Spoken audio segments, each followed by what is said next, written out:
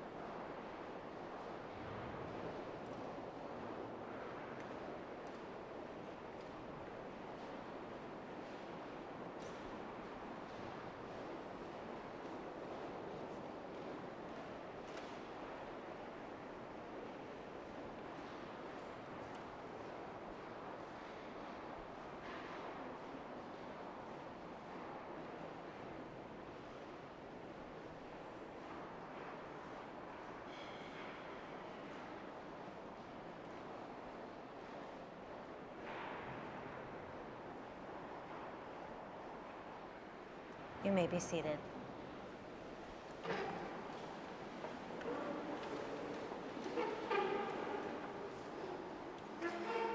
Baruch Dayan Ha'emet. Blessed is God, the true judge. Adonai Natan v'Adonai Lakach, Yehi Shem Adonai Mevarach. God has given, God has taken. Praise be the name of Adonai. Psalm 23. Mizmor leDavid, Adonai roi lo echsar, binodeh sheyar bitzeni. Amei menuchot yinahaleni, nafshi yishovev yancheni v'maglei tzedek leman shemo. Gam ki elech b'ketz ha'mavet lo irara, ki ata himadi shiftecha umishantecha hema yenachamuni. Ta'aroch lefanai shulchan neged tzorai, dishanta v'shemen roshi. Kosi revaya, achta v'chesed yardfuni kol yamei chayai, v'shafti b'veit Adonai le'orech yamim. A Psalm of David. The Lord is my shepherd, I shall not want. God makes me lie down in green pastures. God leads me beside the still waters. God restores my soul. God guides me in the straight paths for God's name's sake. Yea, though I walk through the valley of the shadow of death, I will fear no evil, for you are with me. Your rod and your staff, they comfort me. You prepare a table before me in the presence of my enemies. You have anointed my head with oil, my cup runs over. Surely goodness and mercy shall follow me all the days of my life, and I shall dwell in the house of Adonai forever. Today, we stand in mourning of an American hero, Justice Ruth Bader Ginsburg. In a moment, I will speak to what she meant to all of us, but first, I would like to turn to her beloved family. The Justice was a mother, a grandmother, and as we all know, had one of the most extraordinary life partners in her beloved Marty. To each of you, to the Justice's colleagues, to her law clerks, and to her court family, the country mourns with you and sends you our deepest love and comfort. To be born into a world that does not see you, that does not believe in your potential, that does not give you a path for opportunity or a clear path for education. And despite this, to be able to see beyond the world you are in, to imagine that something can be different. That is the job of a prophet. And it is the rare prophet who not only imagines a new world, but also makes that new world a reality in her lifetime. This was the brilliance and vision of Justice Ruth Bader Ginsburg. The Torah is relentless in reminding, in instructing, in commanding that we never forget those who live in the shadows, those whose freedom and opportunity are not guaranteed. 36 times we are taught that we must never forget the stranger. 12 times we are told to care for the widow and the orphan. This is one of the most important commandments of the Torah. It is the Torah's call to action. And it is also the promise written into our Constitution.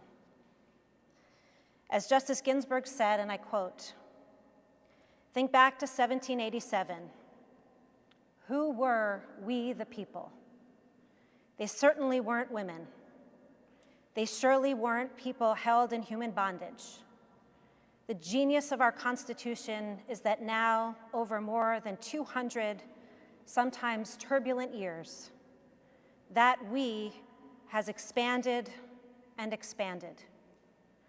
This was Justice Ginsburg's life's work, to insist that the Constitution deliver on its promise, that we, the people, would include all the people. She carried out that work in every chapter of her life.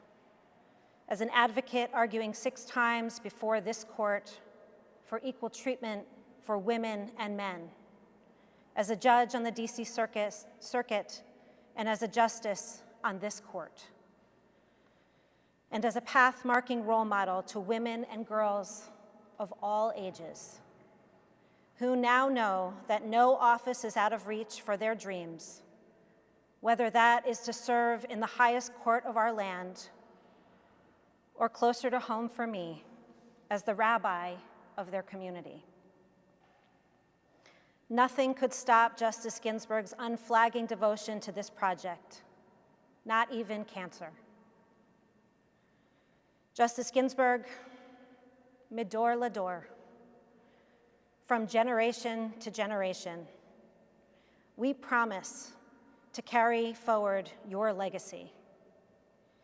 May you rest under the wings of the Shekhinah, knowing that you have tirelessly served us and this great country, the United States of America. Please rise.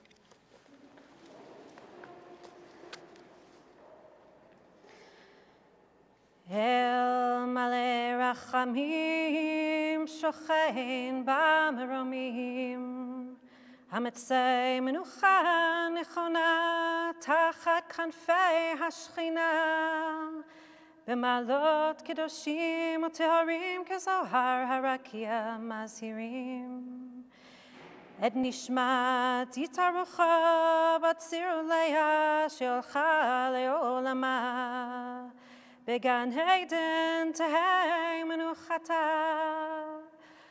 Ana Bala Rachamim Astireha Beseter Knafecha Leolamim Utzror Bitzror Achayim Anishmata Adonai Hu Nachalata V'tanuach B'shalom Amishkeva V'nomar Amen.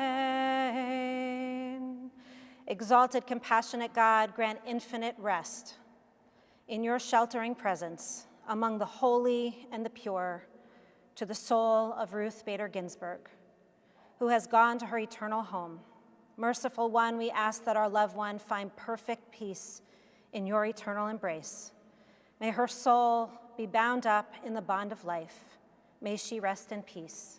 And let us say, Amen.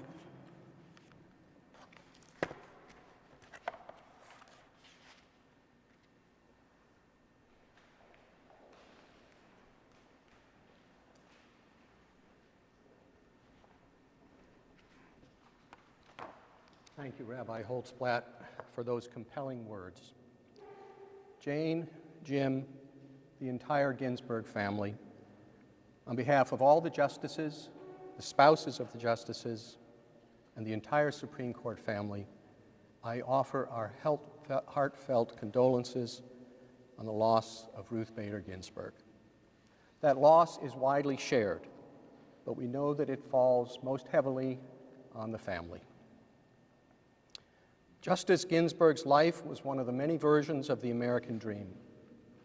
Her father was an immigrant from Odessa.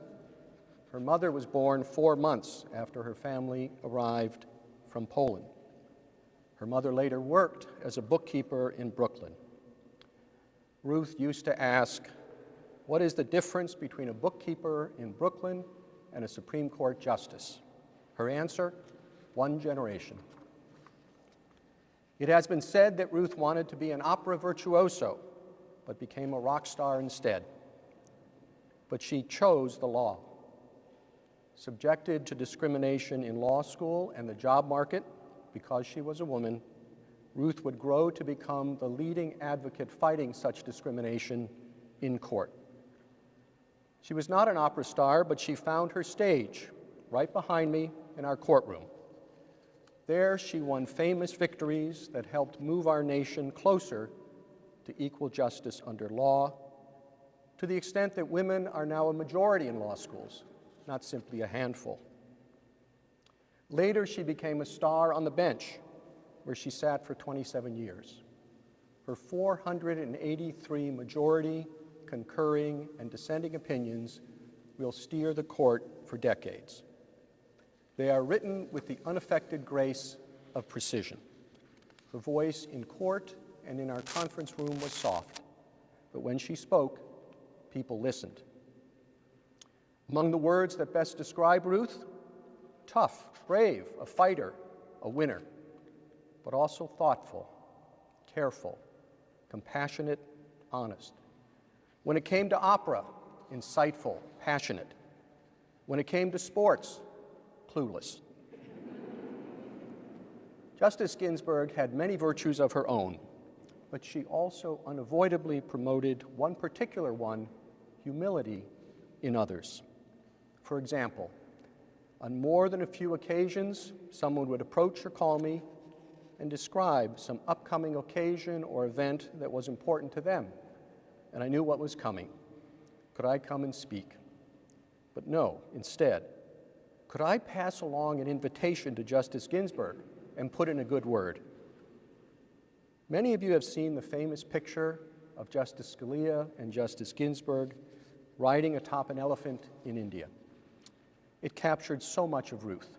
There she was, doing something totally unexpected, just as she had in law school, where she was not only one of the few women, but a new mother to boot. And in the photograph, she is riding with a dear friend, a friend with totally divergent views.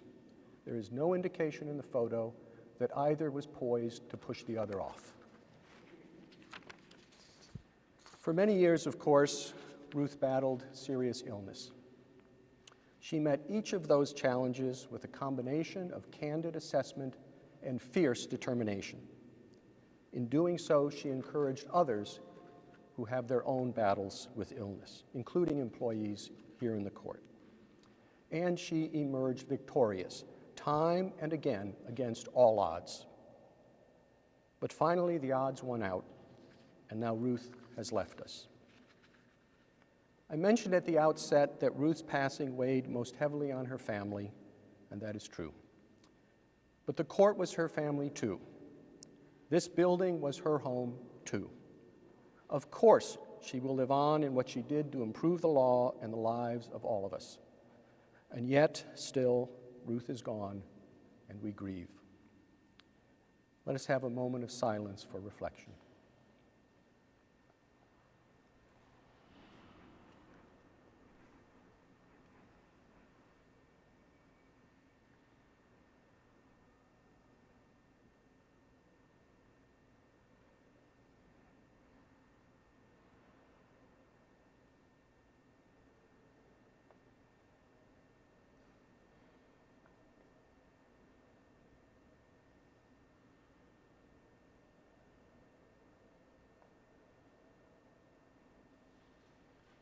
May she rest in peace.